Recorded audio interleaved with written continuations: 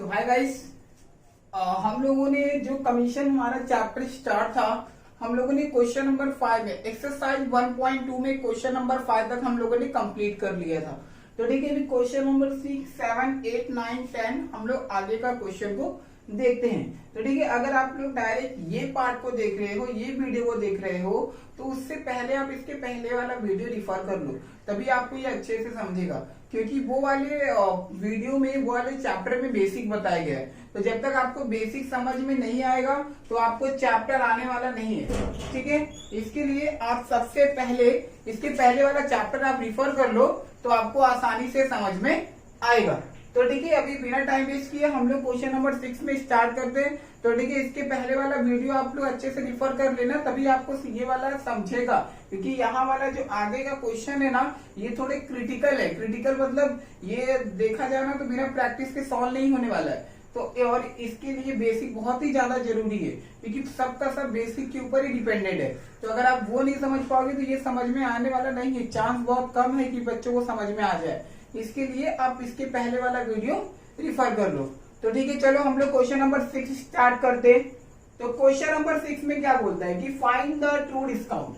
देखो ध्यान से समझना, फाइंड द ट्रू डिस्काउंट, फिर कॉमन दिया है banker discount and banker gain. आपको तीन चीजें फाइंड आउट करनी है, find the true discount, banker discount and banker gain. तो एक काम करो, सबसे पहले तीनों को लिख दो। क्या लिखने, क्या फाइंड आउट करने का है? True discount. ट्रू डिस्काउंट मतलब टीडी। क्या फाइंड आउट करना है? टीडी। अभी कॉमा दे दो। इसके बाद में बैंकर डिस्काउंट। बैंकर डिस्काउंट मतलब क्या? बीडी। तो बीडी क्वेश्चन मार्क। और क्या फाइंड करना है आपको? Banker gain. क्या फाइंड आउट करना है? Banker gain. तो यानी आपको एक बीजी फाइंड आउट करना है। तो क्वेश्चन मार्क। अभी क्वेश्चन में दिया क्या हुआ है? Gain on a bill, on a bill is ₹4,240। ठीक है, 4,240।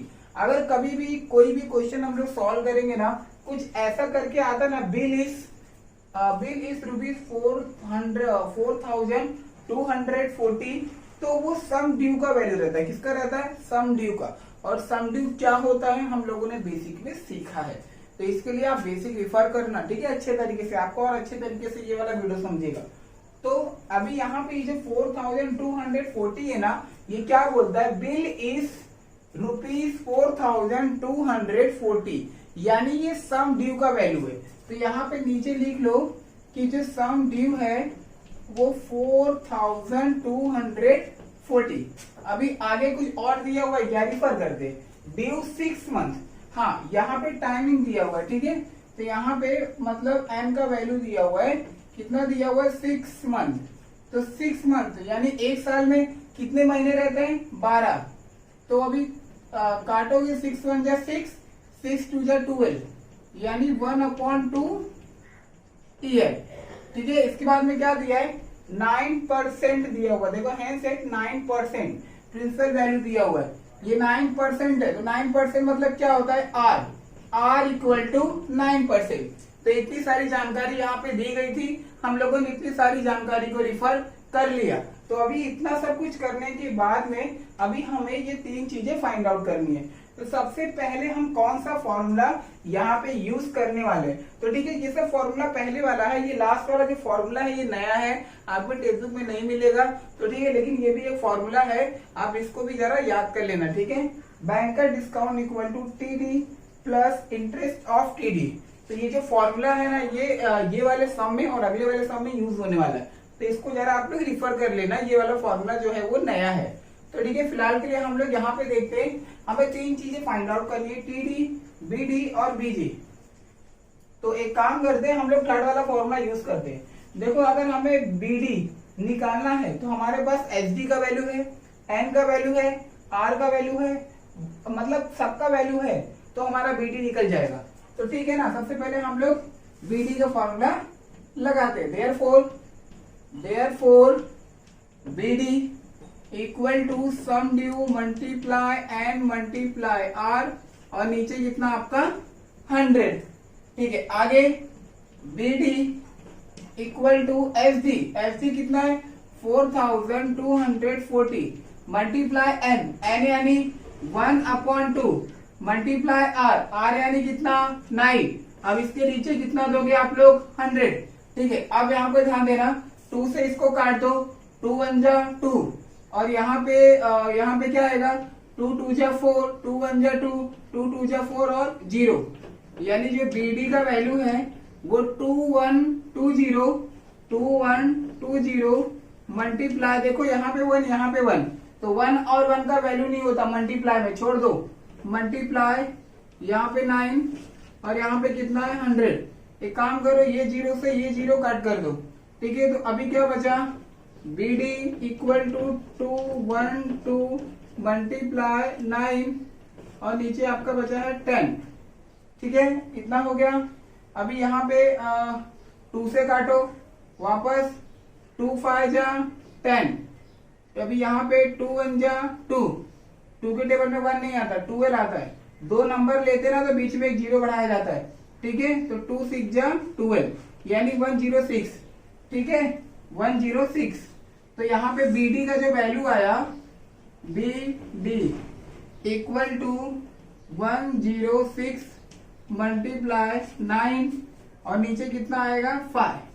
चलो ठीक है, 106 का मल्टीप्लाई 5 में कर देते, तो 106 का मल्टीप्लाई 9 में कर देते। 9 6 जा 54, 54 का 4 कैरी 5, 9 का मल्टीप्लाई 0 में करूंगा 0 यानी 5 बचा है, 9 1 जा 9 यानी 954 डिवाइड बाय किससे करना है 5 से, और हमें क्या निकालने का है बी डी। ठीक है, हम लोग को बी डी का निकालना, बैंकर ऑफ डिस्काउंट का वैल्यू फाइंड आउट करना है।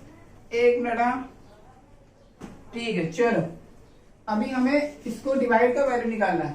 तो ठीक है, चलो देख लेते हैं।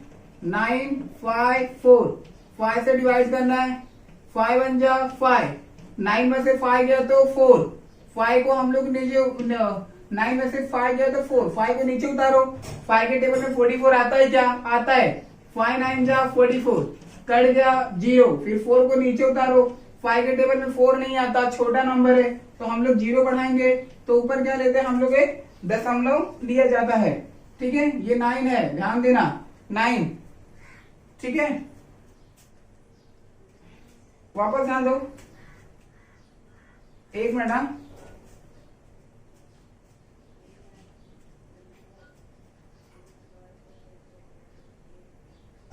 5 9 जा 5 1 जा 5, 9 में से 5 गया तो 4, 5 को नीचे उतारा तो 5 9 जा 45, कट कुट गया। 4 को अगर नीचे उतारूंगा, 4 छोटा नंबर है, एक 0 बढ़ाऊंगा, तो यहाँ पे भी एक 0 बढ़ाओ। ठीक है, अभी फिर यहाँ पे पॉइंट भी लेना। ठीक है, अभी 5 के टेबल में 40 आता है क्या, कितने टाइम में 8 टाइम में, 5 8 जा 40। ठीक है, कट गया, यानी आपका आंसर कितना आया 190.8। तो यहाँ पे लिखो बी डी इक्वल टू 190.8, ये आपका आंसर इतना निकल गया। तो ठीक है, इसको मैं रफ कर देता हूँ।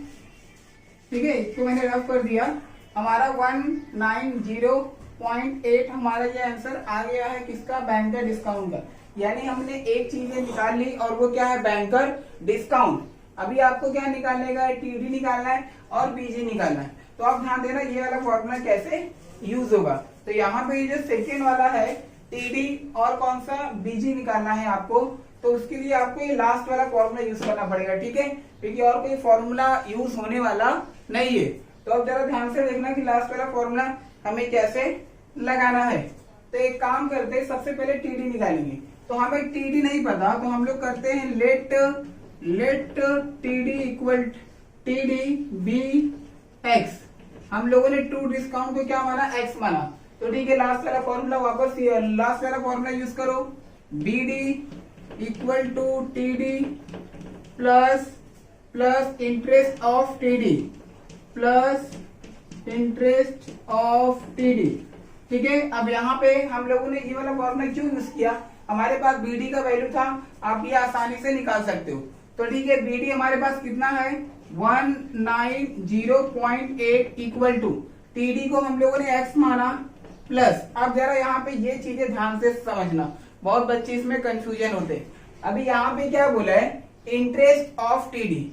इंटरेस्ट मतलब होता है परसेंटेज, ठीक है। टीडी मतलब होता है ट्रू डिस्काउंट। तो मैंने आपको पहले भी बेसिक में बताया था कि ट्रू डिस्काउंट हमेशा परसेंटेज में ही रहता है, लेकिन हम लोगों ने ट्रू डिस्काउंट को क्या माना, एक्स माना। तो आपको यहाँ पे लिखना है एक्स, फिर मल्टीप्लाई, मतलब आपको एक्स पे परसेंटेज मिल रहा है। कितना परसेंटेज मिल रहा है, इंटरेस्ट कितना है, यहाँ पे देखो 9% है। कितना है, 9%। तो यहाँ पे 9% मतलब क्या होता है, 100। फिर मल्टीप्लाई, आपको यहाँ पे ना टाइम मतलब वो मंथ भी लिखना है कि आखिर कितने महीने के लिए।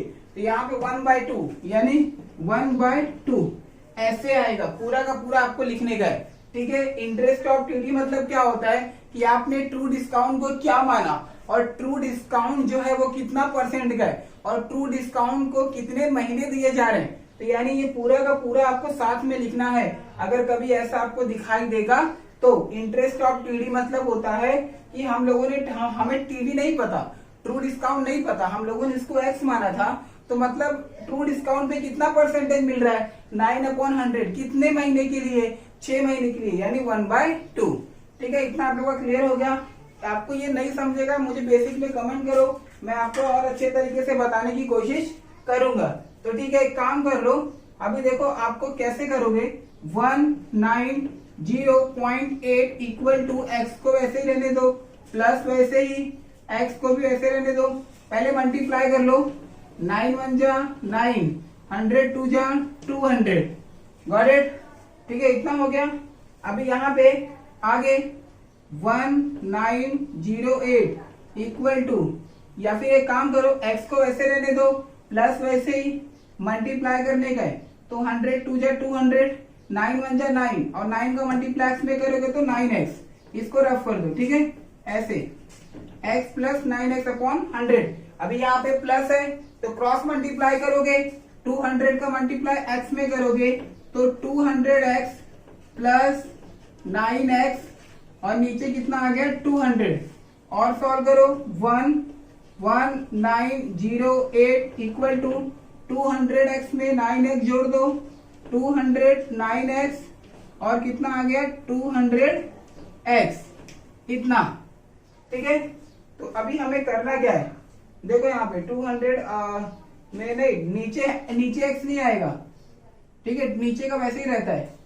ठीक है, अभी यहाँ पे देखो हमें x का वैल्यू फाइंड आउट करना है। तो जिसका वैल्यू फाइंड आउट करना रहता है उसको हम लोग अकेला करते हैं। तो ये जो 209 है और 200 है ना, इसको लेफ्ट में लेके आओ। तो क्या होगा आपका, ये 1908 जब ये यहाँ पे आएगा ना तो मल्टीप्लाई में होगा, और आपका 200 ऊपर चले जाएगा, 200 ऊपर चले जाएगा, और आपका ये 209 कितना बचेगा, 209 इक्वल टू एक्स। और एक बात और है, यहाँ पे 190.8 है, तो 190.8 यहाँ पे डेसिमल है, 190.8। ठीक है, चलो अभी हमें इसका मल्टीप्लाई करेंगे और 209 से क्या करेंगे, हम उसको डिवाइड कर देंगे। तो एक काम करते, 190.8 का मल्टीप्लाई अगर हम लोग इसमें करेंगे, इसमें 190.8 का मल्टीप्लाई हमें 200 में करना है। तो ठीक है, 0 0 0 0, फिर 0 का मल्टीप्लाई 0 0 0 0, 2 8 जा 16, 16 का 6 कैरी 1, 2 का मल्टीप्लाई 0 में करूंगा 0 लेकिन कैरी 1, 2 9 जा 18, 18 का 8 कैरी 1, 2 1 जा 2, और 8 कितना 3, यानी 0 0 6 1 8 3। कितने नंबर के बाद डेसिमल है, एक नंबर के बाद, तो एक नंबर के बाद यानी 38160। कितना आया, 38160। पॉइंट के बाद 0 है उसको नहीं लिया जाता, तो आपका 38160, और नीचे 209, नीचे कितना आया 209। ठीक है, इसको जरा रफ कर देता हूं, 209 इक्वल टू एक्स। ठीक है, अभी आपको इसको इसमें डिवाइड देना है। ठीक है, आप लोग डिवाइड करके देख लेना, आपका आंसर 182.58 ही आएगा। ठीक है, डिवाइड आप लोग कर लेना। ठीक है, 209 का इसमें डिवाइड करो, आपका आंसर 182.58 आएगा।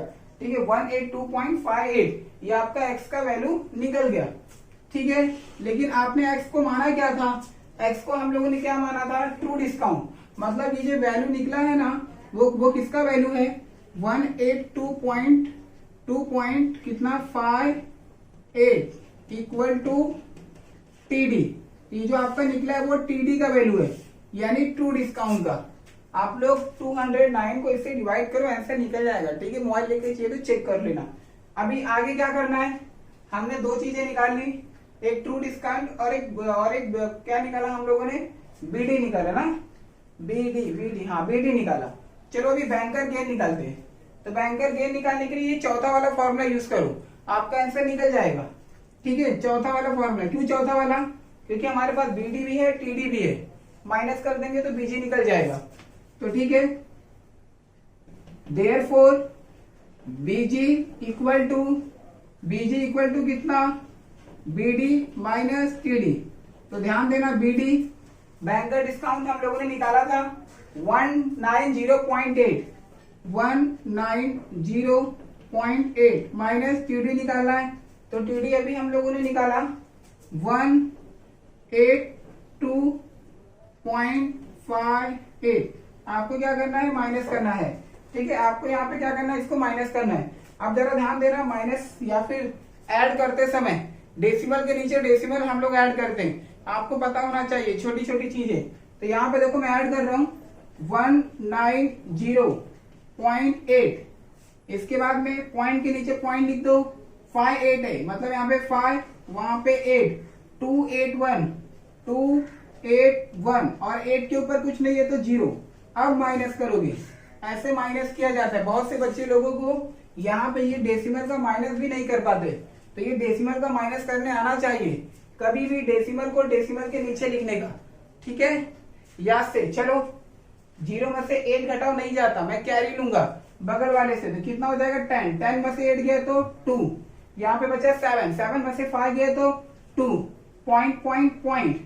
अब यहाँ पे आपका कितना बचेगा, अभी यहाँ पे 0 में से 2 नहीं जाएगा, तो बगल वाले से कैरी लो, कितना हो जाएगा ये 10, तो 10 में से 2 गया तो 8, यहाँ पे कितना बचा 8 में से 8 गया 0, 1 में से 1 गया 0, मतलब स्टार्टिंग में देखो 0 0 है, तो 0 0 का वैल्यू नहीं होता, मतलब 8.22।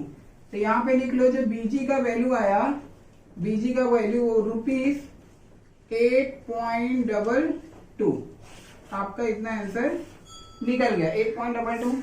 एक बार चेक कर लूं, हाँ राइट है। ठीक है, यही इसमें सवाल में करना था, ये सवाल कोई ज्यादा हार्ड नहीं है। देखो यहाँ पे रुपीस लिख लेना, तो ऐसे रुपीस, और एक यहाँ पे भी रुपीस, कहाँ पे, यहाँ पे।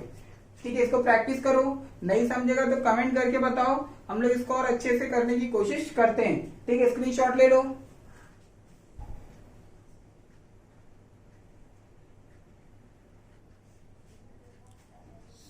तो गाइस अभी क्वेश्चन नंबर 7 देखते हैं। क्वेश्चन नंबर 7 में क्या दिया हुआ है, क्वेश्चन नंबर 7 में दिया हुआ है true discount on a bill.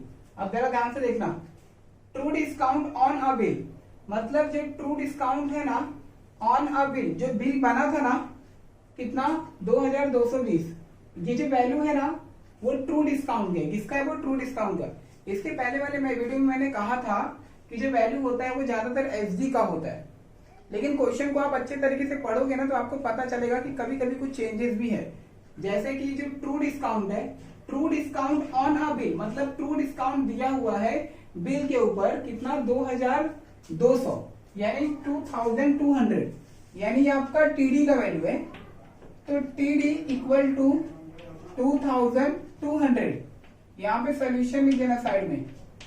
इसके बाद में क्या बोलता है, एंड बैंकर डिस्काउंट इज 2310।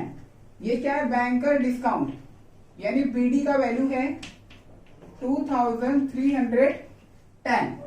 अब इसके बाद में बोलता है if the bill is due 10 month.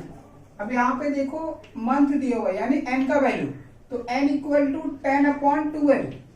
ठीक है, 12 क्यों लिखते पता है ना, हाँ, तो 2 5 10, 2 6 12, यानी 5/6 ईयर। क्या बोलता है, find the rate of interest, interest निकालना है। क्या निकालना है, इंटरेस्ट। तो इंटरेस्ट मतलब क्या होता है, आर। बस अब फॉर्मूला कौन सा यूज करना है? फॉर्मूला एक काम करो, लास्ट वाला फॉर्मूला यूज करो, ठीक है। लास्ट वाला यूज करोगे तो हमारा आंसर आसानी से निकल जाएगा, यानी 7th वाला फॉर्मूला। अब ध्यान देना, 7th वाला फॉर्मूला क्या बोलता है? क्या है 7th वाला formula? Therefore BD equal to true discount plus interest of true discount. Put up करते हैं, बीडी का वैल्यू कितना है? 2310, टीडी का वैल्यू कितना है? 2200 प्लस इंटरेस्ट ऑफ टीडी। इसके पहले वाले क्वेश्चन में हम लोगों ने टीडी को एक्स माना था क्योंकि टीडी का वैल्यू नहीं दिया हुआ था। तो अभी यहाँ पे टीडी दिया हुआ है, कितना है? 2220। अब मल्टीप्लाई, कितना परसेंट इंटरेस्ट है नहीं पता, वही हमें निकालना है। तो आपको R/100 करना है, ठीक है। इंटरेस्ट मतलब क्या होता है? 100 मल्टीप्लाई टाइमिंग, टाइमिंग कितना है? 5/6 हो गया। अब एक काम करो, ये वाला पार्ट है ये प्लस में, इसको यहाँ पे लेके आ जाओ। 2310 माइनस 2200 इक्वल टू ये बचेगा आपका। तो एक काम करो, ये 2 जीरो से ये 2 जीरो उड़ा दो, तो 22 मल्टीप्लाई R मल्टीप्लाई 5/6। तो ठीक है, इसमें 2310 में से 2200 माइनस करेंगे तो 2310 में से 0022 कितना बचेगा? 013 में से 2 गया तो 1, यानी 110। कितना बचेगा? 110 इक्वल टू, देखो आगे क्या बचा? 22। एक काम करो, इसको भी काट दो, 2 3 जा 6, 2 1 जा 2, 2 1 जा 2, कितना बचा? 11 मल्टीप्लाई R मल्टीप्लाई 5/3। हमें इसका वैल्यू चाहिए, किसका? R का। तो एक काम करो, R को अकेला करो, जब 11 यहाँ पे आएगा तो 1/11 मल्टीप्लाई 5/3 यहाँ पे आएगा तो कितना होगा? 3/5 इक्वल टू R। तो ठीक है, 11 के टेबल में 11 मन जा 11, 11 मन जा 11 और ये 0 वैसे ही, कितना बचा? 10 मल्टीप्लाई 1 का वैल्यू नहीं होता 3, नीचे कितना बचा आपका? 5 इक्वल टू R। 5 1 जा 5, 5 2 जा 10, तो 2 मल्टीप्लाई 3 इक्वल टू R, 2 3 जा 6 इक्वल टू R। तो यानी R किसको बोलते हैं? Rate of interest. तो लास्ट में लिख दो, रेट ऑफ इंटरेस्ट इज 6। कितना निकला? 6, ठीक है। 6% ऐसे लिखने का, परसेंटेज, ठीक है। कंप्लीट हो गया। ये सम तो इजी था, ज्यादा हार्ड नहीं था, ठीक है। इसका स्क्रीनशॉट ले लो, फिर चलते हैं क्वेश्चन नंबर 8 पे। तो गाइस अभी क्वेश्चन नंबर 8 को देखते हैं कि क्वेश्चन नंबर 8 में क्या दिया हुआ है। अभी क्वेश्चन नंबर 8 9 10 ये सम थोड़े क्रिटिकल है, जरा ध्यान से देखना। इसके आगे का भी ठीक है, ऐसे ही इतना भी क्रिटिकल नहीं है, इजी है, लेकिन अगर आप अच्छे तरीके से ध्यान दोगे तो इसके पहले जो बेसिक बताया था वो आपको आना चाहिए। मैं बार बार बोल रहा हूँ, ठीक है, क्योंकि इसके अंदर अभी वही सब कुछ यूज होने वाला है। तो ठीक है, अभी ये है क्या? अ बिल ऑफ ₹6,395, ठीक है, और एक बिल है जो 6,395 का है। मतलब ये बिल मतलब क्या? ये सम ड्यू का वैल्यू, किसका वैल्यू? सम ड्यू का, यानी सम ड्यू का वैल्यू 6,395 रुपीज है। ड्रॉन ऑन, ड्रॉन मतलब होता है कि एग्रीमेंट होना। जब हम किसी को बिल नहीं पे करते हैं, हम उनसे टाइम मांगते हैं, तो सामने वाला हमसे एग्रीमेंट बनवाता है ना, मैंने आपको बेसिक में बताया था। तो ड्रॉन ऑन 9 जनवरी, ठीक है, 19 जनवरी 2015, यानी कि 19 जनवरी को और 2015 को एग्रीमेंट बना था। क्या बना था? एग्रीमेंट। कितने महीनों के लिए? फॉर 8 मंथ, 8 महीनों के लिए एग्रीमेंट बनाया गया था कि मैं 8 महीने के बाद आपका पेमेंट करूंगी, ठीक है। वॉज डिस्काउंटेड ऑन 28 फरवरी। अब ये डिस्काउंटेड क्या होता है? ठीक है, तो मैंने आपको समझाया था, मैं वापस बता रहा हूं। डिस्काउंटेड मतलब कि अगर हमारे दुकान से कोई सामान खरीद के लेके जाता है और वो हमें पैसे नहीं देता है, वो क्या बोलेगा कि भाई मैं आपको 8 महीने के बाद पैसा दूंगा। ठीक है, कब दूंगा? 8 महीने के बाद पैसा दूंगा। तो ठीक है, वो मुझे 8 महीने के बाद पैसा मतलब वो रिटर्न करेगा। तो इसके बाद में अगर मुझे कभी 8 महीने के बाद पैसा मतलब मुझे रिटर्न करेगा, तो मतलब मैं 8 महीने तक सामने वाले को परेशान नहीं कर सकता। किसको? जिसने मुझसे सामान खरीदा था और उसने कहा कि मैं 8 महीने बाद आपको पैसा दूंगा। तो अब मैं उससे पैसे नहीं ले सकता, लेकिन मैं उससे एग्रीमेंट बना के लूंगा कि हाँ मुझे 8 महीने के अंदर पैसा चाहिए। तो समझे कि सामने वाले ने मेरे दुकान पे आकर मुझसे 19 जनवरी को सामान खरीदा और उसने मुझसे कहा कि मैं 8 महीने के बाद में आपका पेमेंट करूंगा। कब करूंगा? 8 महीने के बाद में आपका पेमेंट करूंगा। तो मैंने एग्रीमेंट बनवा लिया उससे। ठीक है, एग्रीमेंट बनाने के बाद में अब उस एग्रीमेंट के मुताबिक वो मुझे 8 महीने के बाद पेमेंट करेगा। मैं उससे पहले 8 महीने से पहले पेमेंट नहीं ले सकता। लेकिन अगर मुझे जरूरत पड़ी, भाई मुझे पैसा चाहिए, तो मैं कहाँ पे जाऊंगा पैसे लाने के लिए? तो मैं बैंक में जाऊंगा। कहाँ पे जाऊंगा? बैंक में। और बैंक वाले को मैं अपना एग्रीमेंट दिखाऊंगा कि भाई साहब ये देखिए मेरा एग्रीमेंट, इस एग्रीमेंट के मुताबिक मेरे कुछ पैसे 8 महीने के बाद आने वाले हैं। तो फिलहाल के लिए मुझे कुछ पैसे की जरूरत है, आप मुझे पैसे दे दीजिए। जब मेरे एग्रीमेंट के पैसे आएंगे तो आप वो रख लेना।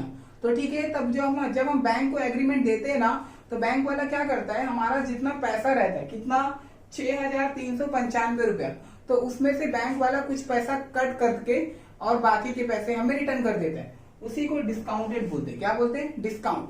कहने का मतलब क्या है? डिस्काउंट मतलब बैंक का डिस्काउंट होता है। ठीक है, जब हम एग्रीमेंट को लेकर बैंक में जाते हैं पैसे मांगने के लिए, ठीक है, तो बैंक वाला क्या करता है, एग्रीमेंट में जितने पैसे रहते हैं उसमें से कुछ पैसे वो अपने पास रखकर बाकी के पैसे रिटर्न कर देता है। तो ठीक है, वही डिस्काउंटेड होता है। और जब बाकी के पैसे रिटर्न करता है ना, उसको कैश वैल्यू भी कहा जाता है। ये भी ध्यान रखना। ठीक है, मैंने बेसिक, देखो बेसिक के बिना नहीं समझेगा ये। तो ठीक है, चलो हम लोग स्टार्ट करते हैं। डिस्काउंटेड मतलब कब मैं बैंक में गया था वो। ठीक है, चलो ठीक है। तो अ बिल ऑफ ₹6,395, मतलब ये सम ड्यू का वैल्यू है। तो सम ड्यू का वैल्यू कितना है? 6,395। ठीक है, यहाँ पे रुपीस लिख लो, चाहिए तो ₹6,395। इसके बाद में ऑन 19 जनवरी 2015, ये डेट ऑफ बिल है। क्या है? बिल मतलब किस दिन एग्रीमेंट बना था। ठीक है, बिल मतलब वही बिल। ठीक है, तो यहां पे लिखो डेट ऑफ बिल। तो डेट ऑफ बिल कब बना था? 19 जनवरी।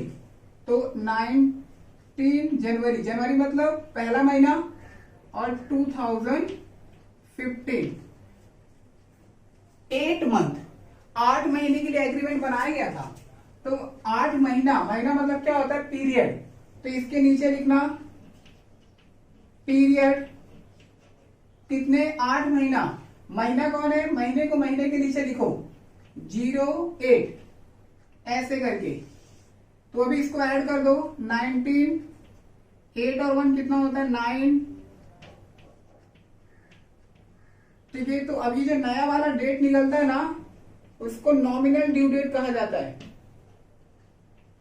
Nominal due date. अब नॉमिनल ड्यू डेट क्या होता है मैंने आपको बताया है। ठीक है, अब नॉमिनल ड्यू डेट के बाद में हमें 3 दिन एक्स्ट्रा दिया जाता है, जिसको हम लोग बोलते हैं ग्रेस डे। ठीक है, 3 ग्रेस डे, मतलब 3 दिन हमें बैंक, 3 दिन एग्रीमेंट के मुताबिक हमें 3 दिन एक्स्ट्रा मिलता है। तो दिन मतलब ये 19, दिन मतलब होता है डेज। तो 19 के नीचे डेज को ऐड करो और बाकी को वैसे ही रहने दो, नहीं वैसे छोड़ दो। अब ऐड कर देते इसको, तो 19 में 3 ऐड करेंगे, कितना हो जाएगा? 22/09/2015। ठीक है, अब जो नया वाला डेट आता है ना, इसको लीगल ड्यू डेट कहा जाता है। क्या बोलते हैं? Legal due date. ठीक है, लीगल ड्यू डेट कहा जाता है। अगर इस दिन को आप पैसे रिटर्न नहीं करते हो तो ठीक है, आपके ऊपर सख्त कार्रवाई की जाएगी। तो ये मेरे लीगल ड्यू डेट निकल गया। समझे ये कैसे निकाला? बेसिक को देखो, बार बार बोल रहा हूं, बेसिक को देखो, ठीक है। नॉमिनल डेट क्या होता है, लीगल डेट क्या होता है। अगर आपके पास इतना है ना तो नॉमिनल डेट और लीगल ड्यू डेट अपने आप निकल जाता है, ठीक है। मैं वापस बताऊं क्या, ठीक है। जब हम लोग बैंक में पैसे, जब हम लोग एग्रीमेंट बनवाते हैं ना, तो एग्रीमेंट कितने महीने का बनाया गया? 8 महीने का। तो 8 महीना मतलब क्या होता है? पीरियड। तो जिस दिन एग्रीमेंट बनाया गया उसमें 8 महीने को जोड़ा जाता है, तो जो नया वाला डेट निकलता है ना उसको नॉमिनल ड्यू डेट कहा जाता है। लेकिन नॉमिनल ड्यू डेट में 3 दिन एक्स्ट्रा दिया जाता है। ये बोला जाता है कि ठीक है आप इतने दिन को पेमेंट मत करो, मैं आपको 3 दिन और देता हूँ। तो जो 3 दिन एक्स्ट्रा मिलता है ना उसको ग्रेस डेज कहा जाता है। तो ग्रेस डे को भी डे के अंदर जोड़ दोगे तो जो नया वाला डेट निकलता है ना उसको लीगल ड्यू डेट कहा जाता है। अब लीगल ड्यू डेट का मतलब ये होता है कि अगर आपने इस दिन में पैसा रिटर्न नहीं किया तो आपके साथ में सख्त कार्रवाई की जा सकती है, उसी को लीगल ड्यू डेट कहा जाता है। बस इतना है इसके अंदर। अब आगे डिस्काउंटेड ऑन 28 फरवरी, ठीक है। मैं डिस्काउंट के लिए कब गया था बैंक में? 28 फरवरी को मैं बैंक में गया था। तो एक काम करो, अब इसके नीचे लिखो date of discount, date of discounted कब गया था मैं? 28 फरवरी ना। तो 28 फरवरी मतलब दूसरा महीना, ठीक है, 2015, ठीक है। और कुछ दिया है क्या? 8% इंटरेस्ट दिया हुआ है, यानी आर का वैल्यू दिया हुआ है 8%। और क्या बोलता है? व्हाट इज द बैंक का discount, what is the cash value of the bill. यानी 2 चीजें निकालनी है, एक होता है बैंक का डिस्काउंट और एक है आपका कैश वैल्यू। 2 चीजें निकालनी है, ठीक है। चलो अब बैंक का डिस्काउंट का फॉर्मूला तो ये होता है, बैंक का डिस्काउंट आप ये फॉर्मूला लगा के आसानी से निकाल सकते हो, लेकिन कैश वैल्यू भी चाहिए, ठीक है। कैश वैल्यू यानी कैश वैल्यू आपका सी और वी, ठीक है, कैश वैल्यू भी चाहिए। तो कैश वैल्यू का फॉर्मूला तो यहाँ पे है। तो कैश वैल्यू का फॉर्मूला क्या होता है? सम ड्यू और सम ड्यू माइनस बीडी। सम ड्यू का वैल्यू है, आपको बीडी का वैल्यू चाहिए। अगर बीडी का वैल्यू होता तो कैश वैल्यू निकल जाता। तो हमें पूछा क्या? 2 चीज पूछा है, एक बीडी पूछा है और एक क्या पूछा है? सीवी। सीवी यानी कैश वैल्यू। तो सीवी निकालने के लिए हमें बीडी निकालना पड़ेगा। अगर बीडी निकल जाएगा तो सीवी निकल जाएगा। तो बीडी का फॉर्मूला क्या है? SD multiply N multiply R upon 100। मतलब हमें ये फॉर्मूला यूज करना है। तो ये फॉर्मूला यूज करने के लिए हमारे पास वैल्यू तो दिया हुआ है, SD का वैल्यू है, R का वैल्यू है, लेकिन N का वैल्यू गायब है। N मतलब होता है पीरियड यानी टाइम। तो अभी यहाँ पे टाइम कौन सा ले, मतलब कि यहाँ पे मंथ क्या आएगा कि महीना आएगा। अब जरा ध्यान से सुनना, ठीक है। अभी यहाँ पे यही चीजें हमें समझनी है कि हमें N का वैल्यू क्या लेना है। अब एक बात बताओ, जिस दिन मैंने एग्रीमेंट बनवाया था, कब बनवाया था? मतलब जिस दिन मैंने सामने वाले का एग्रीमेंट बनाया, कब? 1 जनवरी को। सॉरी यार, 19 डेज कौन था 19 और 1 जनवरी, मतलब ठीक है ये पहला महीना, ठीक है। मैंने 19 जनवरी को मैंने क्या बनाया? बिल बनाया। 19 जनवरी को मैंने बिल बनाया था और बिल खत्म होने का डेट कितना है? 22 सितंबर। कितना? सितंबर। अब मैं बैंक के पास में कब जाऊंगा? कॉमन सेंस लगा के बताओ, बैंक के पास में कब जाऊंगा? जिस दिन मेरा बिल का डेट एग्रीमेंट हुआ है और जिस दिन एग्रीमेंट का डेट खत्म होने वाला है, मैं उसके बीच में ही जाऊंगा ना बैंक के पास। अगर मुझे पैसों की जरूरत होगी, ठीक है, तो मैं कब जाऊंगा? इस डेट, जिस दिन बिल बना था और जिस दिन बिल का डेट खत्म होगा उसके बीच में ही मैं बैंक के पास में जाऊंगा। ये कॉमन सेंस वाली बात है, ये बात ध्यान देना, ठीक है।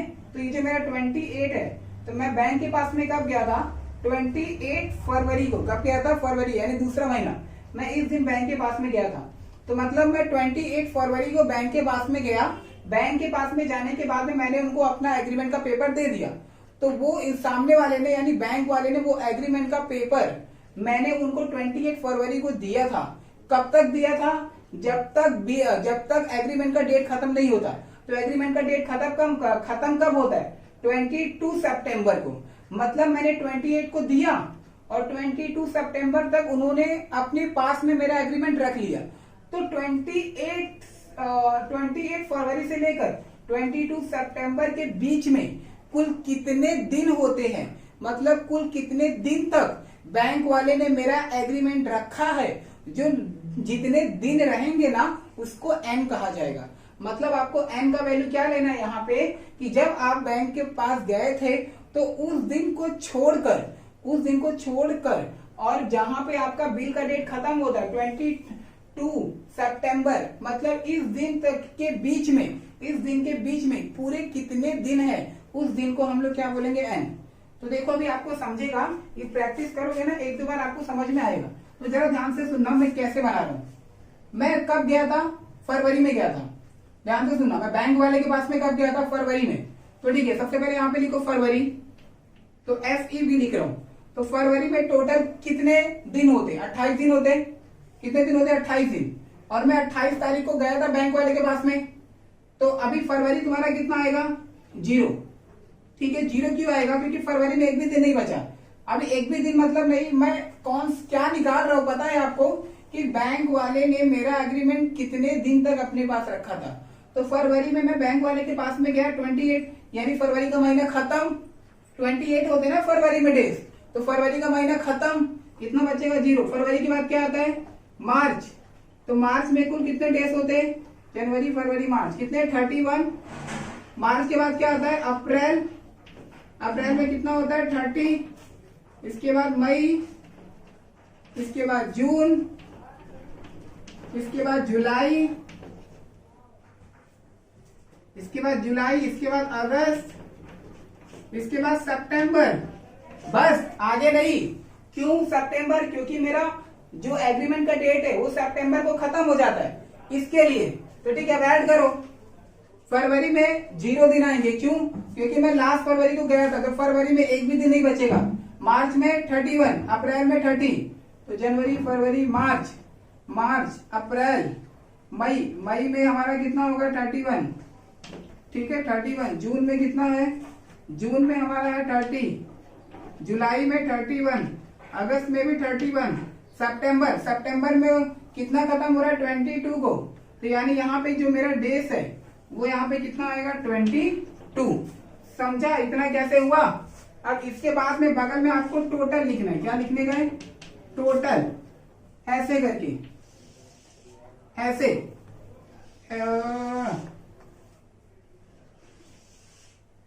ठीक है। अब ये जो मैंने चार्ट बनाया है, ये कौन सा चार्ट है, आखिर ये है क्या भाई। असल में मैं फरवरी में और सितंबर इतने के बीच में ये जो दिन है मतलब इतने सारे दिन को जब मैं जोड़ूंगा ना, ये पूरा जोड़ूंगा तो शायद 206 आएगा। कितना आएगा, 206। इसका मतलब 206 दिन तक बैंक वाले ने मेरा एग्रीमेंट अपने पास रखा था। तो ये जो 206 दिन है ना, उसी को हम लोग एन बोलते हैं। क्या बोलते हैं, एन। ठीक है, ये समझ लेना। यही इसके बाद वाले में भी करना है, ये समझ में आना चाहिए। ठीक है, ये मैंने क्यों निकाला था। हम लोग बैंक वाले के पास में कब गए थे, फरवरी को। तो यहाँ पे फरवरी पहले लिखोगे, इसके बाद में मार्च, अप्रैल, मई, जून, जुलाई, अगस्त, सितंबर क्यों, क्योंकि जो मेरा एग्रीमेंट है वो सितंबर को खत्म हो जाता है, 22 सितंबर को। इसके लिए सितंबर में 22 लास्ट है, और मैं फरवरी में गया था 28 तारीख को, और फरवरी 28 का ही महीना होता है। इसका मतलब फरवरी में एक भी दिन नहीं बचे। ठीक है, एक भी दिन नहीं बचे। ठीक है, तो वहां पे कितना आएगा, 0। अब मार्च 31, अप्रैल 30, मई 31। कभी कभी देखो फरवरी जो होता है वो 29 डेज का भी होता है। ठीक है, 29 का भी डेज होता है। तो यहाँ पे लेकिन ये 2015 है। ठीक है, 2015 जो 4 के टेबल में डिवाइड होता है ना, वो आपका 29 डेज का होता है। लेकिन यहाँ पे ऐसा कुछ नहीं है। ठीक है, जो आपका 4 के टेबल में डिवाइड होता है, जैसे कि अगर 2016 होता तो कितने दिन रहते हैं, 29 दिन। तो वैसा कुछ। तो यहाँ पे फरवरी में 28 दिन ही रहेंगे, तो इसके लिए वो 0। मार्च में 31, अप्रैल में 30, मई में 31। ये मैंने क्या लिखा, 31 दिन कि मतलब कि जून में कितने दिन होते, मई में कितने दिन होते। तो पूरे के पूरे दिन को ऐड करो तो 206। अब ये जो तुम्हारा 206 आया है ना, वो एन का वैल्यू है, 206 दिन। लेकिन साल में कितने दिन होते, 365। डेज। कितना? 365 डेज। अब देखो साल में 365 डे नहीं, 366 भी होता है।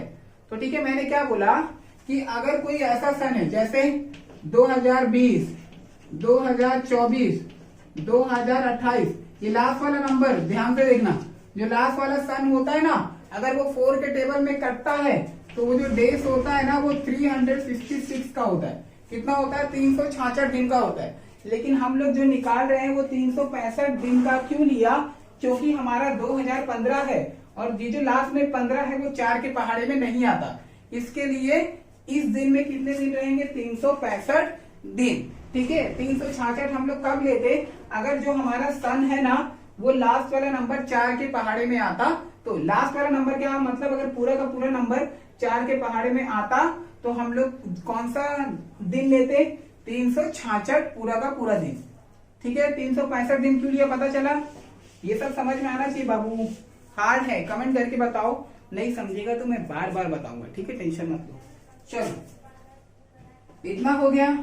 अब हम क्या करते हैं? डायरेक्ट आंसर निकालते हैं। हमें क्या चाहिए? Banker discount.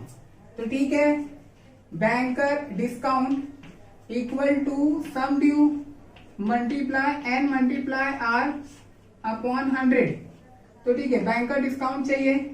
सम ड्यू का वैल्यू है क्या तुम्हारे पास? है। कितना? 6395। 6395 मल्टीप्लाई एन। एन मतलब टाइम, कितना टाइम? मंथ या फिर डेज।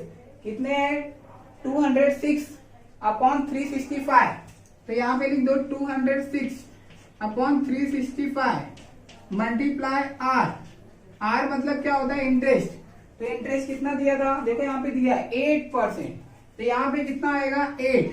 अब नीचे कितना हो गया? 100। ठीक है, और सॉल्व करो। अब 100 के नीचे कुछ नहीं है तो 1 है। तो 6395 मल्टीप्लाई 206 अपॉन 265 मल्टीप्लाई 8। जब 100 और 1 को बगल में लेके जाओगे ना तो 1 ऊपर चले जाएगा और 100 आपका नीचे। समझा ये कैसे हुआ? आगे अभी एक बड़ा सा लाइन ड्रॉ करो। ऊपर नंबर कौन है? 6395 मल्टीप्लाई 206 मल्टीप्लाई 8 और नीचे कितना? 365 मल्टीप्लाई 100। आपको इसको सॉल्व करना है, आप खुद करो। इसको सॉल्व करने के बाद में जो आपका आंसर है, ठीक है, जो आपका आंसर है लास्ट में वो 288.74 आएगा। आप लोग कर लेना, इतना तो आपको आना चाहिए। कैलकुलेशन कैसे करते हैं करके देखो, कट पीट करो, आपका इतना ही आएगा 288.74। ये आपका क्या निकला? बैंक का डिस्काउंट। अभी आपको क्या चाहिए? कैश वैल्यू चाहिए। क्या चाहिए? Cash value. तो कैश वैल्यू का भी फॉर्मूला यूज कर लो। कैश वैल्यू का फॉर्मूला क्या है? S D minus B D. Cash value का फॉर्मूला क्या है? S D minus B D. तो यहाँ पे एस डी कितना है तुम्हारे पास? सम ड्यू कितना है? देखो यहाँ पे दिया हुआ है 6395। 6395 माइनस बैंक का डिस्काउंट। तो बैंक का डिस्काउंट अभी हम लोगों ने निकाला, कितना है? 288.74। हमें क्या करना है? माइनस करना है। तो माइनस करना मैं चलो आपको बता देता हूं, नहीं तो आप फिर अटक जाओगे कि अरे ये माइनस कैसे हुआ। ठीक है, ये माइनस करना भी आपको आना चाहिए। तो 639.5। तो यहाँ पे देखो 6395 माइनस करने का 288.74। ठीक है, तो 288.74 0 इसके नीचे 0 आपको माइनस करना है। तो देखो अभी क्या कितना बचेगा? 0 में से 4 नहीं जाता, बगल से हाथ से लूंगा। 10 में से 4 गया 6, यहाँ पे बचा 9 में से 7 गया तो 2। अभी यहाँ पे पॉइंट है, पॉइंट यहाँ पे दे दो। इसके बाद में यहाँ पे कितना बचा? 4। ठीक है, यहाँ पे कितना बचा? 4। तो अभी यहाँ से एक ले लो 14 में से 8 गया, 14 में से 8 गया तो कितना बचेगा? 6। ठीक है, अब यहाँ पे 8 में से 8 गया तो 0, 3 में से 2 गया तो 1, 6 में से 0 घटाओगे तो कितना बचेगा? 6, यानी 6106.26। कितना आया? 6106.26। कितना? 26। ये आपका कैश वैल्यू है। ठीक है, देखो घटाने आना चाहिए, ये नंबर है और ये डेसिमल में था, तो पहले नंबर को लिख लो। नंबर को लिखने के बाद में डेसिमल के बाद कितने नंबर है, 1 2 3, तो यहाँ पे नंबर के नीचे 1 2 3, फिर डेसिमल को राइट साइड में करके लिखने का 7.474, इसके ऊपर नंबर नहीं है तो 0 0। आपको ये घटाने आना चाहिए, ठीक है। बहुत बच्चे यही नहीं कर पाते। बस यहाँ पे ये खत्म हो गया। क्वेश्चन नंबर 8 ये थोड़ा क्रिटिकल है, आप इसको प्रैक्टिस करो, एक बार नहीं बार बार करो, तभी आपको ये अच्छे से आएगा। इसको कॉपी कर लो फिर। So guys question number 9, question number 9 भी देखा जाए ना तो आपका क्वेश्चन नंबर 8 की तरह ही है, बस ये उल्टा है उसका, ठीक है। ये उल्टा है क्या समझो, आपको समझ में आएगा। प्रैक्टिस करो प्रैक्टिस करो प्रैक्टिस करो, बस मैं इतना ही कहूंगा, ठीक है। चलो अब क्वेश्चन नंबर 9 को सॉल्व करते हैं। क्वेश्चन नंबर 9 में क्या बोला है, अ बिल ऑफ ₹8,000। देखो यहाँ पे भी स्टार्टिंग पॉइंट क्या बोला है, अ बिल ऑफ ₹8,000, यानी वो सम ड्यू का वैल्यू है। किसका वैल्यू है, सम ड्यू। तो यहाँ पे सोल्यूशन करके लिखो सम ड्यू, तो सम ड्यू का जो वैल्यू है वो 8,000 है। कितना है, 8,000। इसके बाद में क्या बोलता है, ड्रॉन ऑन 5 जनवरी 1 कितना है 1998, सॉरी देखो 1998 मतलब ड्रॉन मतलब एग्रीमेंट होना, ठीक है। इसके पहले वाले सवाल जैसा ही है, तो यहाँ पे लिख दो डेट ऑफ बिल। क्या लिखोगे, थोड़ा सा लाइन छोड़ दो, डेट ऑफ बिल। तो डेट ऑफ बिल मतलब किस दिन एग्रीमेंट हुआ था, कब हुआ था, 5 जनवरी। इसका मतलब 05, ठीक है, 01 1998। कितने महीने के लिए, फॉर 8 मंथ, ठीक है, 8 मंथ। तो अभी यहाँ पे क्या लिखते हैं, पीरियड। क्या लिखोगे, पीरियड प्लस करके पीरियड लिख देना।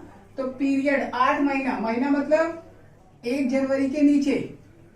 तो ऐड करते हैं, तो ऐड करने पे 05, सॉरी ये 8 महीना है ना, तो 8 और 1 कितना हो गया 9, 1998।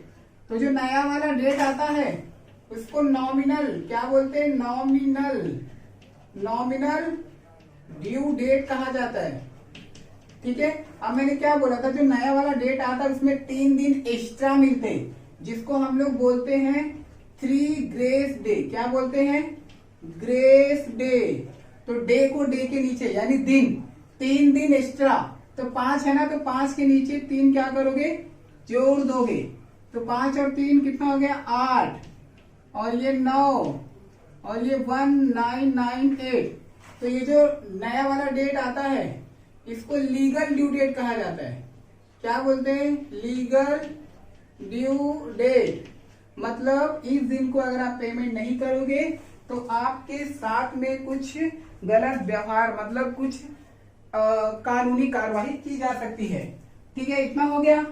अब आगे क्या बोलते हैं, वॉज डिस्काउंटेड फॉर ₹7,680। मतलब बैंक में डिस्काउंट करने के बाद में उनका जो पैसा मिला वो ये मिला।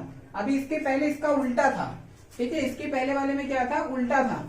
तो वहां पे हमें डिस्काउंटेड डेट दिया गया था कि किस दिन को डिस्काउंट करने गए थे, तो वहां पे हमें डिस्काउंट का पैसा निकालना था, ठीक है। वहां पे इसके पहले वाले सवाल में हम लोगों ने कितना पैसा डिस्काउंट हुआ है, यानी इसके पहले वाले में हम लोगों ने सीवी निकाला था, और क्या निकाला था, बीडी नहीं, क्या निकाला था, शायद बीजी निकाला था। क्या निकाला था, बीजी।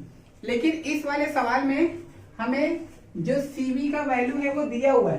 क्या बोलता है, वॉज डिस्काउंटेड फॉर ₹7,680। यानी जब मैं बैंक में देखो, अगर डिस्काउंटेड नाम का वर्ड आ गया ना तो समझ जाना ये बैंक है। क्या है, ये बैंक है।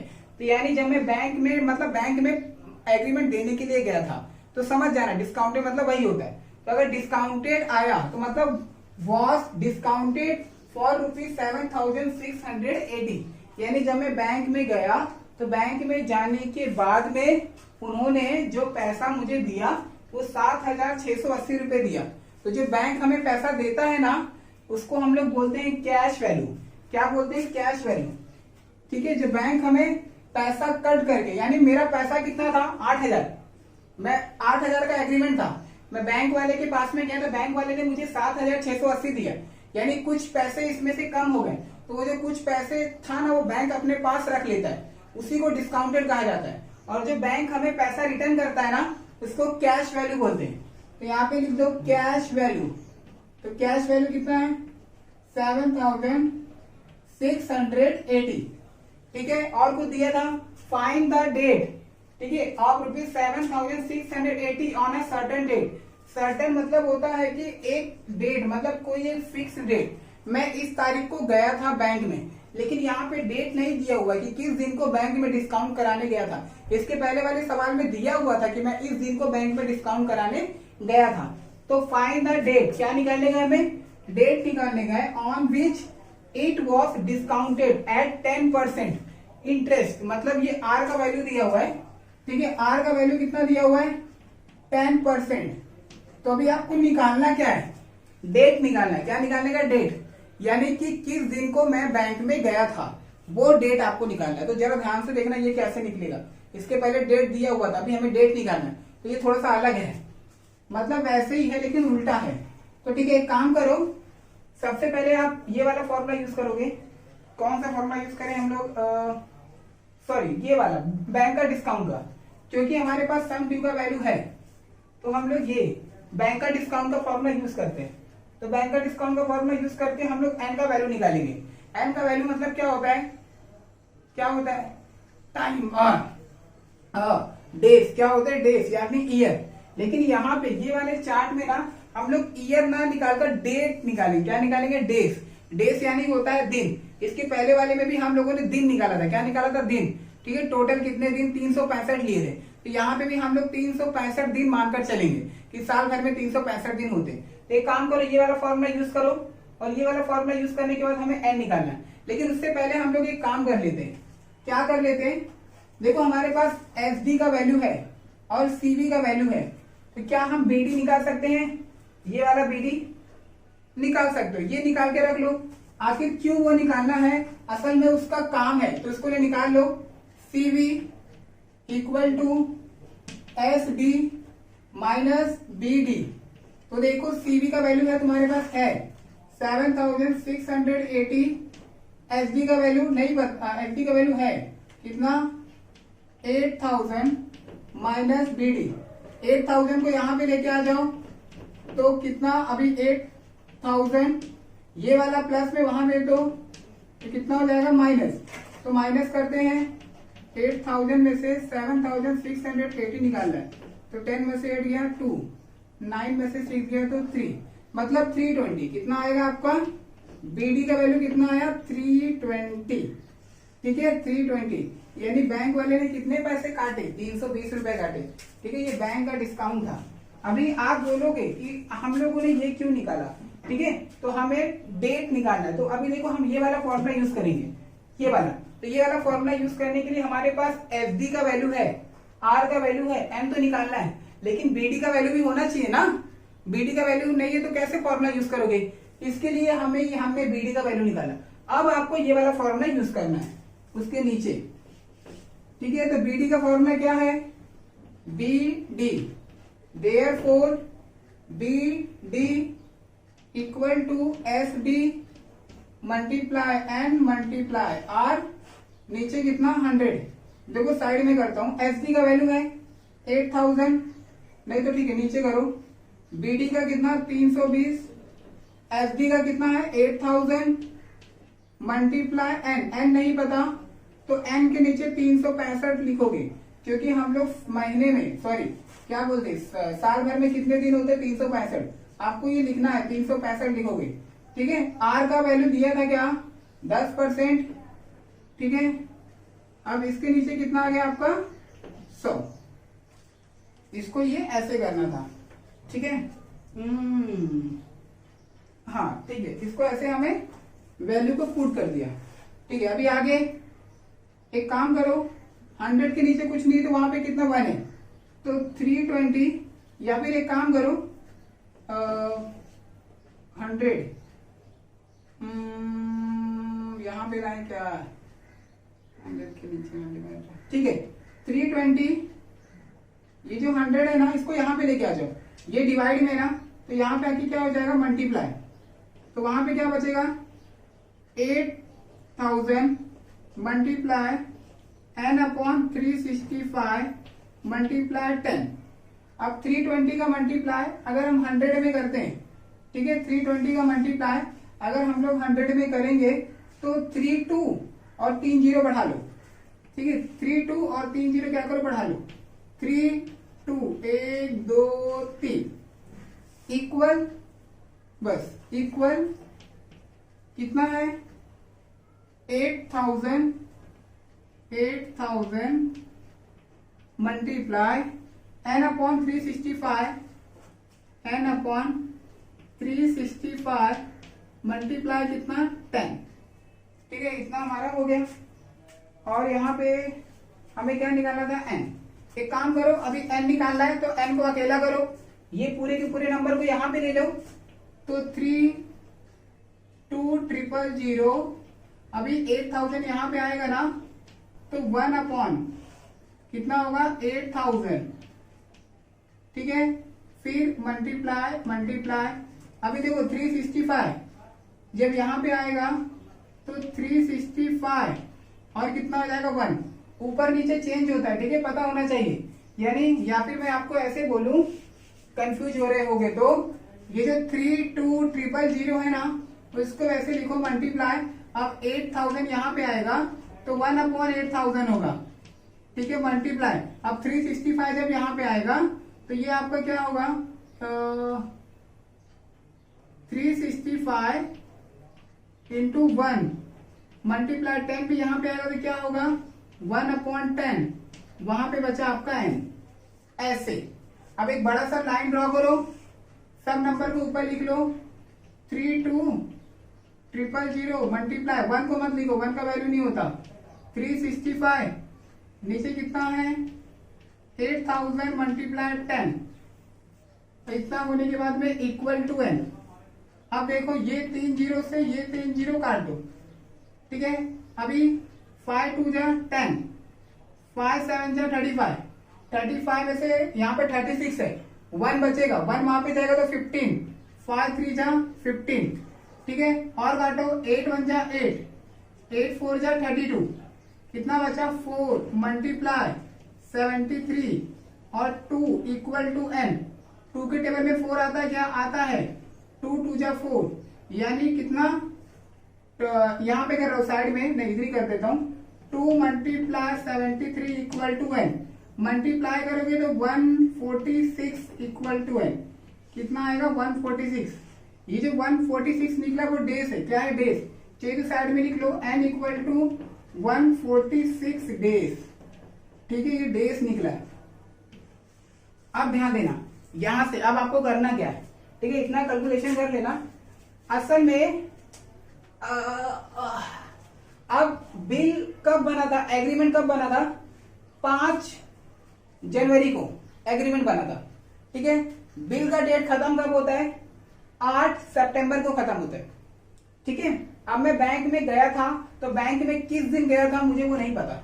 एक बात बताना, बैंक में मैं किस दिन जाऊंगा, एग्रीमेंट बनने के बाद में, और एग्रीमेंट खत्म होने का जो डेट है उसके पहले, मतलब जिस दिन एग्रीमेंट बना है, जिस दिन एग्रीमेंट बना है और जिस दिन एग्रीमेंट का डेट खत्म होगा उसके बीच में मैं जाऊंगा। कब जाऊंगा, उसके बीच में।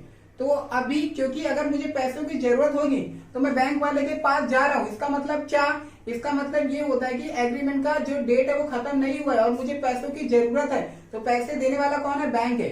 तो इसका मतलब जो बैंक मतलब डिस्काउंट का डेट होता है ना, जिस दिन आपने एग्रीमेंट बनाया है और जिस दिन एग्रीमेंट का डेट खत्म होगा उसके बीच में होता है। तो इसका मतलब हमारा 146 डेज है।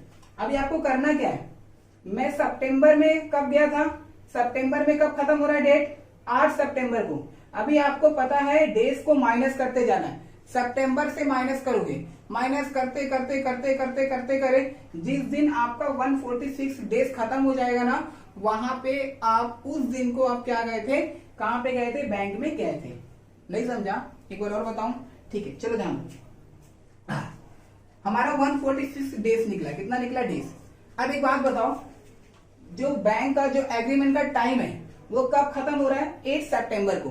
ठीक है, 8 सितंबर। तो एक काम करेंगे, हमारा जो 146 डेज है ना, हम सब डेज को माइनस करते चलेंगे। सितंबर में कितने डेज थे माइनस करेंगे, इसके बाद अगस्त में कितने डेज थे माइनस करेंगे। ठीक है, ऐसे जुलाई में कितने थे माइनस करेंगे, जून में कितने थे माइनस करेंगे। माइनस करते करते जहां पे हमारा ये नंबर खत्म हो जाएगा ना, उस दिन को आप बैंक में गए थे। देखो अभी करोगे तो समझ में आएगा कैसे करेंगे। यार चौक कहां गया? ठीक है, चलो देखते रहो। मैं यहाँ पे साइड में कर रहा हूँ। यहाँ पे सबसे पहले यहाँ पे लिख लो टोटल। ठीक है, टोटल। अब इसको थोड़ा सा बड़ा कर लो, ऐसे ऐसे करके बड़ा कर लो। ठीक है, इसके पहले वाले में भी हम लोगों ने किया था, ऐसे बड़ा कर लो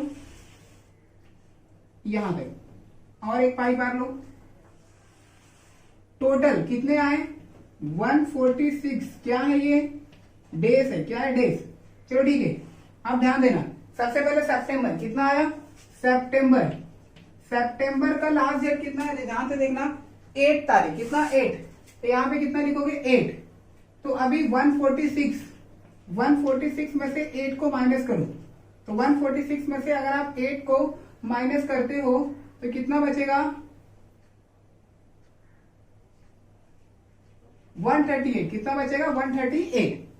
ठीक है, अब सितंबर के पहले कौन आता है? अगस्त। तो अब यहां पे क्या लिखोगे? अगस्त। ठीक है, अभी अगस्त का जो डेट है, अगस्त का डेट कितना होता है? 31। अब 31 माइनस करो। 8 में से 1 गया तो 7, 3 में से 3 गया तो 0, और ये कितना बचा? 1, यानी 107। इतना हो गया। अब अगस्त के बाद कौन आता है? जुलाई। कितना आता है? जुलाई। जुलाई में कितने डेज होते हैं? 31। फिर 31 माइनस करो। 7 में से 1 गया 6, 10 में से 3 गया तो 7, 76 बच गया। अब जुलाई के बाद, जुलाई के पहले कौन आता है? जून। कौन आता है? जून। तो यहाँ पे क्या लिखोगे? जून। जून में कितने डेज होते हैं? 30 डेज होते हैं। 30 को माइनस करो। 6 में से 0 जाएगा 6, 7 में से 3 गया तो 4, 46। ठीक है, अभी क्या हो गया? जून, मई। क्या हो गया? मई। तो जून में कितने डेज होते हैं? 30। अभी जाना है मई में। ठीक है, तो मई में कितने डेज होते हैं? जनवरी, फरवरी, मार्च, अप्रैल, मई। ठीक है, ये 31 डेज। फिर 46 में से 31 को माइनस करो। ऐसे माइनस करते रहो। 6 में से 1 गया तो 5, 15। कितने बचे? 15। तो अभी मई के बाद, मई के पहले कौन आता है? अप्रैल। तो यहाँ पे क्या लिखोगे? अप्रैल। ठीक है, अप्रैल। अब अप्रैल कितने दिन का होता है? ध्यान से देखना। अभी अप्रैल को कैसे भरना है? अप्रैल 30 दिन का होता है। मेरे पास बचा कितना है? सिर्फ 15 दिन बचा हुआ है। कितना बचा? 15 दिन। तो मतलब आपको 15 दिन और पीछे जाना है। तो अप्रैल का जो महीना होता है 30 दिन का होता है। 30 दिन में अगर आप 15 दिन और घटा दोगे तो आपका बचेगा 15 दिन। ठीक है, तो मतलब आप 15 दिन इसमें अगर घटा दोगे ना, और तो आपका बचेगा 0 और 0। समझे? यहाँ पे मैंने 15 क्यों लिया? क्योंकि मेरे पास सिर्फ 15 दिन और बचा था। मैंने 15 दिन को और पीछे कर दिया, तो वो 15 दिन आ गया मेरा अप्रैल में 15 तारीख। मतलब कि मैं बैंक वाले के पास में 15 अप्रैल को गया था। कब गया था? 15 अप्रैल को बैंक वाले के पास में गया था। ऐसे निकालना है इसको। प्रैक्टिस करो, बार बार वीडियो को देखो, आपको अच्छे से समझेगा। ठीक है, तो यहाँ पे लिख दो लास्ट में the date of on which, क्या हम लोगों ने क्या कराया था? Which bill be discounted. ठीक है, डिस्काउंटेड इस अब कब कराया था? 15 अप्रैल। 15 अप्रैल। सन कौन सा था? सन आपका वही रहेगा। ठीक है, 1998। बस ये भी हो गया आपका खत्म। इसको भी कर लो छाप, इसको भी मजबूत छाप लो एकदम। ठीक है, बहुत ही ज्यादा हार्ड तो मैं नहीं कहूंगा।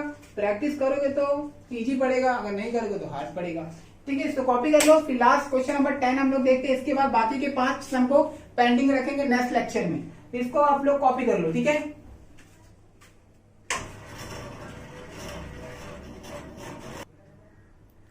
सो गाइस क्वेश्चन नंबर 10 जो है वो क्वेश्चन नंबर 8 की तरह है।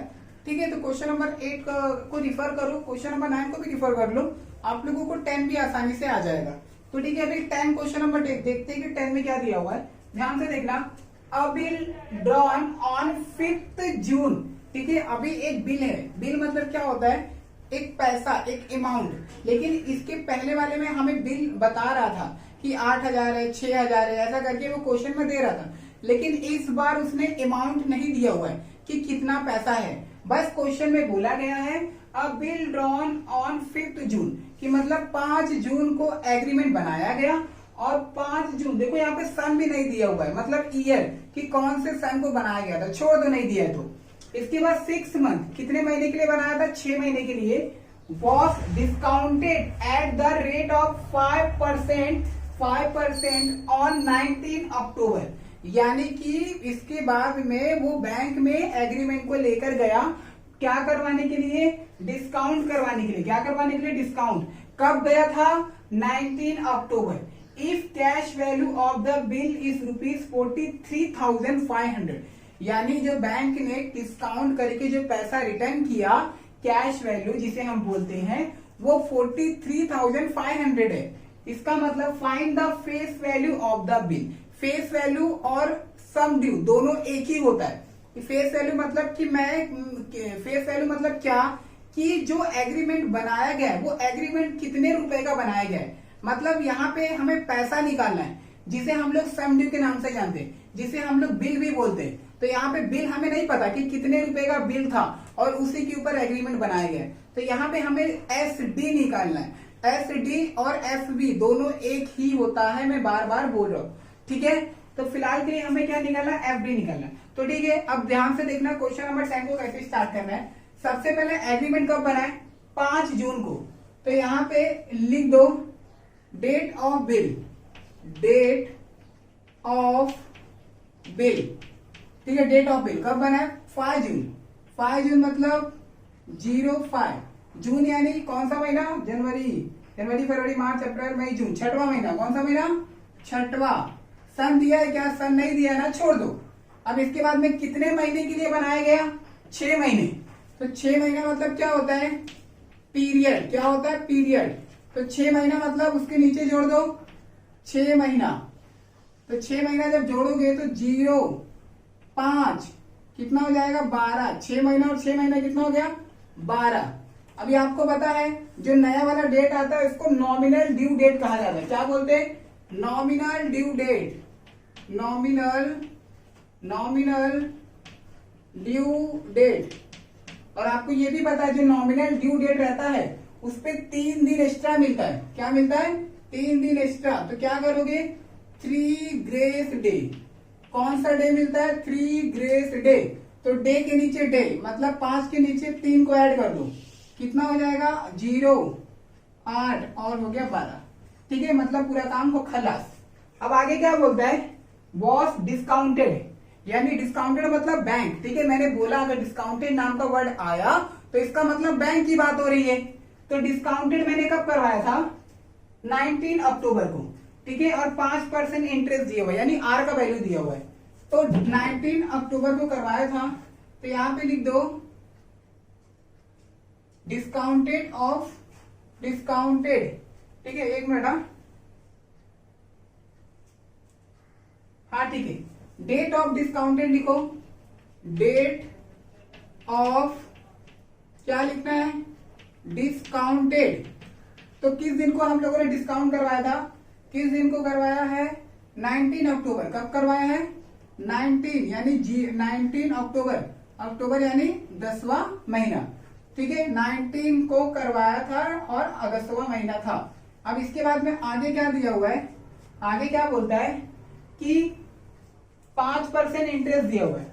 तो ठीक है, R का वैल्यू लिख लो।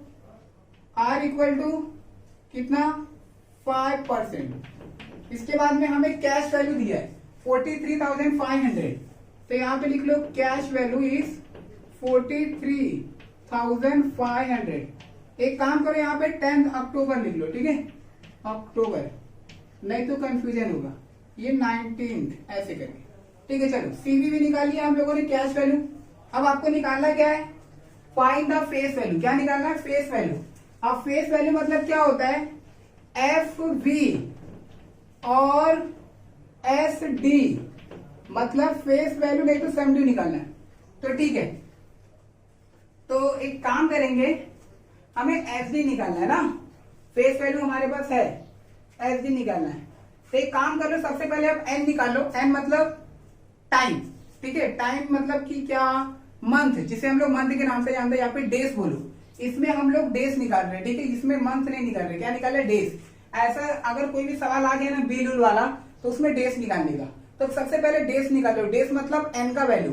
तो एन का वैल्यू कैसे निकालोगे, मैंने क्या बोला था कि जिस दिन आप बैंक में गए थे, उस दिन जाने के बाद में बैंक वाले ने आपका एग्रीमेंट कब तक अपने पास में रखा है। तो जब तक रखा है और जब आप गए थे बैंक में, तो उतने बीच का जो दूरी मतलब कितने दिन है, उसको आप काउंट करो। वही जो डेज निकलेगा वो आपका एन का वैल्यू रहेगा। अभी पूछोगे एन का वैल्यू क्यों निकाल रहे हो, क्योंकि अभी हमें जो फॉर्मूला यूज करना है ना, उसमें एन आएगा। तो मैं आपको बताऊंगा कि कौन सा फॉर्मूला यूज करना है, ठीक है। तो सबसे पहले एन निकाल लेते हैं। तो अब जरा ध्यान से देखना, ठीक है। मैं बैंक वाले के पास में कब गया था, 19 अक्टूबर। कब गया था, अक्टूबर। तो यहाँ पे सबसे पहले लिख लो अक्टूबर। अक्टूबर के बाद क्या आता है, नवंबर। नवंबर के बाद में क्या आता है, दिसंबर, ठीक है। इसके बाद में लास्ट में क्या लिखते हो आप लोग, टोटल। क्या लिखते हो, टोटल। तो ठीक है, अभी यहाँ पे ध्यान देना, मैं बैंक वाले के पास में 19 अक्टूबर को गया था। अक्टूबर 31 डेज का होता है, कितने डेज का, 31। तो 31 डेज का, मैं अक्टूबर में 19 को गया था, तो 19 को हटाकर 19 को अगर 31 डेज, तो कितना हो गया, 20, 21, 22, 23, 24, 25, 26, 27, 28, 29 और कितना हो गया, 1, 11, ठीक है। यहाँ पे ध्यान दो, मैं 19 को गया था। कब गया था, 19। तो बैंक में मैं 19 को गया था। 19, 20, 21, 22, 23, 24, 25, 26, 27, 28 और कितना, 29, 30 और कितना, 31 डेज। यानी कितना हो रहा है, 13, 12, 13, 1 में अक्टूबर, जनवरी, फरवरी, मार्च, अप्रैल, मई, जून, जुलाई, अगस्त, सितंबर, अक्टूबर, ठीक है। यानी कि 31 डेज का है। तो 31 डेज में से 19 को हटा देते, ठीक है। एक काम करो, 19 जो है ना, 19 तारीख को हम लोग बैंक में गए थे, तो 19 को हटाकर कितने डेज बच रहे हैं, ठीक है। 19 को हटाकर अगर आप 19 को हटाओगे तो कितना बचेगा, 20, 21, 22, 23, 24, 25, 26, 27, 28, 29, 30, 31। टोटल कितने डेज हो रहे हैं, 12। कितने हो रहे हैं, 12। तो एक काम करो, अक्टूबर में कितना लिखोगे आप, 12। इसके बाद नवंबर। नवंबर कितने का महीना होता है, ठीक है, 30 ना, कितने का होता है आपका, 30। इसके बाद में दिसंबर। तो दिसंबर भी आप चेक कर लो, ठीक है। हाथ से काउंटिंग किया करो, हाथ में आपका पता चल जाएगा कितना डेज आपका है। तो फिलहाल के लिए नवंबर 30, अक्टूबर में 12, अब दिसंबर। लेकिन आप अपना एग्रीमेंट देखो, एग्रीमेंट आपका दिसंबर में 8 तारीख को कंप्लीट हो रहा है। कब कंप्लीट हो रहा है, 8। इसके लिए यहाँ पे आपका 8 आएगा। कितना आएगा, 8। वापस बताओ एक बार, ध्यान देना। आप बैंक में कब गए थे, 19 को। तो ठीक है, 19 को आप हटा के, 19 को हटाने के बाद में आपका टोटल डेज कितना आ रहा है, ठीक है। कितना आ रहा है, 19 को हटाने के बाद में आप 31 में से 19 को माइनस कर दो। 31 में से क्या करो, 19 को माइनस कर दो कि कितना बचेगा, तो 2 और यहाँ पे 2 में से 1 गया तो 1, 12 बचेगा। कितना बचेगा, 12। तो अक्टूबर में कितने डेज आएंगे, 12। इसके बाद नवंबर। नवंबर में टोटल कितने डेज होते हैं, 30 डेज। तो आपको 30 लिखना है। इसके बाद जो दिसंबर होता है, दिसंबर में आपका एग्रीमेंट खत्म हो रहा है, पता है कब, 8 तारीख को। तो वहां पे इसके लिए 8 ही बचेगा। अब तीनों को ऐड कर दो, कितना होता है, 8, 12, 8, 20, 30, 50। कितना, 50। यानी ये 50 डेज, यानी 50 दिन तक बैंक वाले ने आपका एग्रीमेंट अपने पास रखा था, ठीक है। आपका 50 डेज निकल गया। तो ये जो 50 डेज निकला है, इसको क्या बोलते हैं, एन इक्वल टू 50/365। क्या है ये, डेज है। क्या है ये, डेज, ठीक है। अभी हमें क्या करना है, अभी फॉर्मूला कोई ना कोई यूज करना है। तो जरा हम लोग देखते हैं फॉर्मूला हम लोग कौन सा यूज करें। तो एक काम करो, सबसे पहले आप लोग 6 वाला फॉर्मूला यूज करो, ठीक है। ध्यान देना 6 वाला फॉर्मूला कैसे यूज करोगे। 6 वाले फॉर्मूले में CV आपके पास में है, लेकिन आपके पास में SD नहीं है। तो एक काम कर लो, आप एस डी को एक्स मान लो, क्योंकि हमें एस डी ही निकालना। एस डी मतलब होता है फेस वैल्यू। तो यहाँ पे लिखो लेट एफ, क्या बोलते इसको, एफ बी और एस डी चाहे जो बोल दो, बी एक्स, हमने इसको एक्स मान लिया। क्या मान लिया? एक्स। अब ये फॉर्मूला यूज करो, C B equal to S D minus B D. तो सीबी का वैल्यू तुम्हारे पास है क्या? है, क्वेश्चन में दिया हुआ था 53,500। कितना दिया है? 53,500 equal to S D. S D को मैंने क्या माना? X minus B D. यहाँ पे क्या लिखोगे? B D. लेकिन बी डी का वैल्यू तुम्हारे पास है क्या? है ही नहीं। आप क्या करोगे? हमें एक्स का वैल्यू निकालना है। एक्स का वैल्यू निकाल पाओगे क्या? नहीं। एक काम करो, बी डी का वैल्यू भी हमारे पास नहीं, तो बी डी का एक और फॉर्मूला होता है, पता है क्या? ये वाला, क्योंकि हमारे पास आर है, एन है, ठीक है, हम लोग आसानी से सॉल्व करके निकाल सकते हैं। तो ये वाला फॉर्मूला यूज करो बीडी की जगह पे। तो यहाँ पे लिखो 53,500 इक्वल टू एक्स माइनस, अब बीडी की जगह पे ये पूरा का पूरा कॉपी कर दो। कौन सा फॉर्मूला है? S D multiply N multiply R, नीचे कितना हो गया आपका? 100। एक बार और सॉल्व करो, 53,500 इक्वल टू एक्स माइनस, देखो एस डी को मैंने एक्स माना था, तो एक्स लिखो मल्टीप्लाई एन। एन मतलब होते कितने डेज थे? 50/365, ठीक है, 50/365, ठीक, बंद कर दो, 50/365। इसके बाद में मल्टीप्लाई आर, आर मतलब इंटरेस्ट, इंटरेस्ट कितना परसेंट है?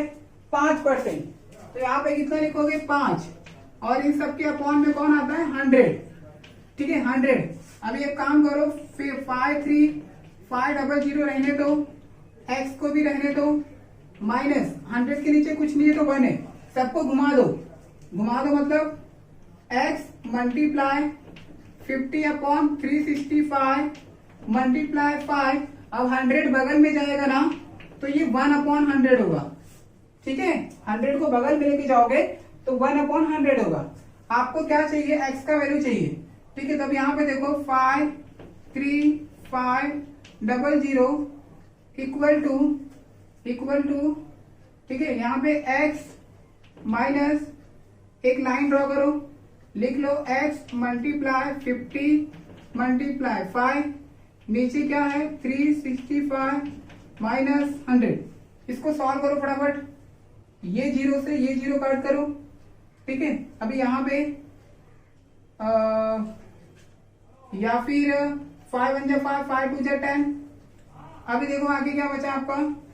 53,500 equal to X minus, X का मल्टीप्लाई 5 में करो, 5x और 365, और नीचे कितना बचा है? 2, 365 मल्टीप्लाई 2, वापस कट करो, 5 1 5, 5 7 35, ये 36 था, 1 वहां पे गया तो 15, 5 3 15, यानी कि 53,500 इक्वल टू एक्स माइनस, ऊपर क्या बचेगा? एक्स।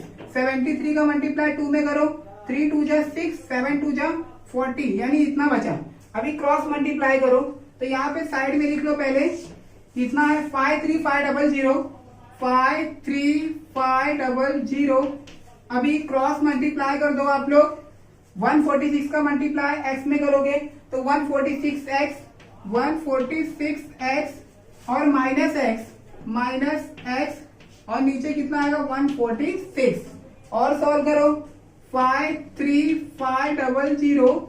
अब 146x में से एक x निकालो, कितना बचेगा? 145x और 146।